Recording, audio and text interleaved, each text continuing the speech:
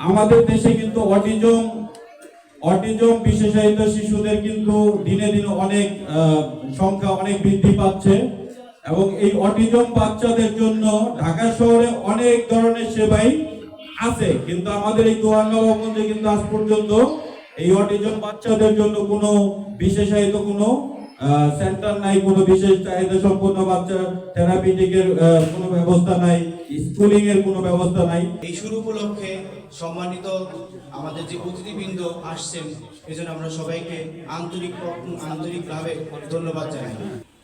আমাদের সন্তানরা যারা অটিস্টিক হয়, এটা কিন্তু আমাদের জন্য খুব একটা বেদনাদায়ক। যে পরিবারে একটা ছেলে অটিস্টিক হয় বা মেয়ে অটিস্টিক হয়, সে পরিবারটা কিন্তু সারা জীবন তাদেরকে লালন পালন করতে যে অনেক সময় তাদের নষ্ট হয়ে যায়। তাই আমরা যদি শুরুতে সেই সাবধানতাটা অবলম্বন করি, ওদেরকে আমরা সুস্থ করে তুলি, তাহলে কিন্তু স্বাভাবিক জীবনযাপন ওরাও জীবন করতে পারে, যারা গার্জেন আছে তারাও করতে পারে।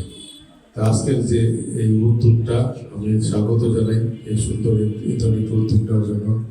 আমার মনে হয় দোয়ারনবাবগঞ্জে এই ধরনের কোনো প্রতিষ্ঠান নেই, তাদেরকেও অসংখ্য ধন্যবাদ জানাচ্ছি এই ধরনের সুন্দর একটি আয়োজন করার জন্য। এবং আমরা ঘরে বসে, বাড়িতে বসে বা এলাকায় থেকেই এই ধরনের চিকিৎসা সেবা নেওয়ার সুযোগ। অটিজম বা অটিস্টিক যে সমস্ত পেশেন্টরা আছে, এরা আমাদের রুরাল এরিয়ায় কিন্তু ছড়িয়ে ছিটিয়ে অনেক ফ্যামিলিতেই আছে। শুধু অটিস্টিক পেশেন্টরাই না, সেখানে আপনার ধরেন স্ট্রোকের পেশেন্ট আছে, প্যারালাইজড পেশেন্ট আছে। যে সমস্ত পেশেন্টদের রিহ্যাবিলিট করার জন্য আমাদের কিন্তু পর্যাপ্ত কিন্তু ইনস্টিটিউশন নেই। আমাদের যে হাতের কাছে যে একটা পেশেন্ট বেডরিডেন অবস্থায় আছে, সেই পেশেন্টটা যে দূরে গিয়ে সে ট্রিটমেন্ট নেবে, সে অবস্থা কিন্তু আমাদের অনেকের নেই। তো এই কারণে আসলে এই আর্য অটিজম অ্যান্ড রিহ্যাব সেন্টারটা করা হয়েছে এই কারণে যে পেশেন্টদের এই যে একটা চিকিৎসার জন্য সুব্যবস্থা, এটা আসলে অনেক সুদূর প্রসার চিন্তা ভাবনা সেবামূলক প্রতিষ্ঠান। আমরা আশা রাখি এর মাধ্যমে ধর্মগঞ্জের অটিজম বা অটিস্টিকের আক্রান্ত বাচ্চারা তারা ভালো চিকিৎসার সুযোগ সুবিধা পাবে বিনা কারণে, বা এই ছোট্ট একটা বিষয়ের জন্য ঢাকা যাওয়া লাগবে না। একদম শুরু থেকেই বা একদম ছোটবেলা থেকেই তারা চিকিৎসাটা নেওয়ার যে একটা ব্যবস্থা হলো এদের মাধ্যমে, আমি এটাকে সাধুবাদ জানাই এবং ধন্যবাদ জানাই আয়োজকদের যে এরকম একটা প্রতিষ্ঠান গড়ে তোলার জন্য। আর্য রিহ্যাবিলিটেশন সেন্টার, এখানে হচ্ছে আমরা ফিজিওথেরাপি এবং হচ্ছে অটিজম যে সকল বাচ্চারা আছে এই ধরনের পেশেন্টদের হচ্ছে আমরা ট্রিটমেন্ট করব। ফিজিওথেরাপি হচ্ছে এটা খুবই ভাস্ট একটা এরিয়া, এখানে হচ্ছে যে কোনো ধরনের মাস্কুলোস্কেলেটাল প্রবলেম নিয়ে আমরা হচ্ছে কাজ করি।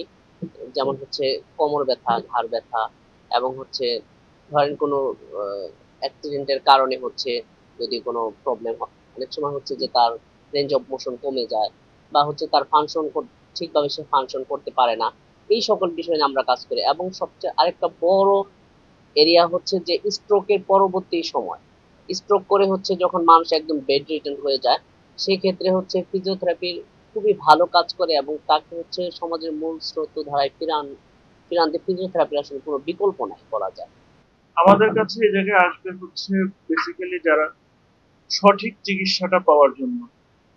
আসলে আমি যখন সিআরপি তে ছিলাম, নবাবগঞ্জের অনেক রোগী সিআরপি তে যায় এবং তারা বলতো যে স্যার আমার এদিকে কেউ আছে কিনা যারা ভালো চিকিৎসা প্রদান করে থাকে। আমরা কাউকে হচ্ছে নবাবগঞ্জের কারোর কাছে রেফার করতে পারতাম না, কারণ আমাদের জানার মধ্যে ভালো কেউ ছিল না। কিন্তু আজকে আর্য অটিজম এন্ড রিহ্যাব সেন্টার শুরু হওয়ার মাধ্যমে নবাবগঞ্জবাসীর কিন্তু একটি চাওয়া পূর্ণ হয়েছে যে একটি ভালো প্রতিষ্ঠান এখন যাত্রা শুরু করেছে, যেখানে সিআরপির ফিজিওথেরাপিস্ট, অকুপেশনাল থেরাপিস্ট এবং হচ্ছে এই অটিজমের বাচ্চাগুলোকে আমরা বিশেষ চিকিৎসা এবং থেরাপির মাধ্যমে সমাজে স্বাভাবিকভাবে স্বাভাবিক স্রোতধারায় যেন চলতে পারে, এটা হচ্ছে আমাদের আর্য অটিজম সেন্টারের প্রধান লক্ষ্য। যেন প্রত্যেকটা শিশু যেন চিকিৎসা নিতে পারে, তাদের সামর্থ্যের মধ্যে থাকে। মানসম্মত চিকিৎসা বা থেরাপি চিকিৎসার ব্যাপারে আমি সবসময় জোর দিয়ে আছি। সেই হিসেবে আমি মানসম্মত এবং আন্তর্জাতিক মানের থেরাপিউটিক সেবা আমি একেবারে উপস্থাপন করার চেষ্টা করছি এবং সেই সেবাটা নিশ্চিত করার জন্য আমার এই আগ্রহ হেল্প কেয়ার। সব মিলিয়ে আমরা এখানে 30 থেকে 50 জন পেশেন্ট আমরা থাকি। এই সমস্যাটা নিরূপণ করার পরে দেন আমরা সার্চ করবো তার কয়টা করে পেশেন্ট।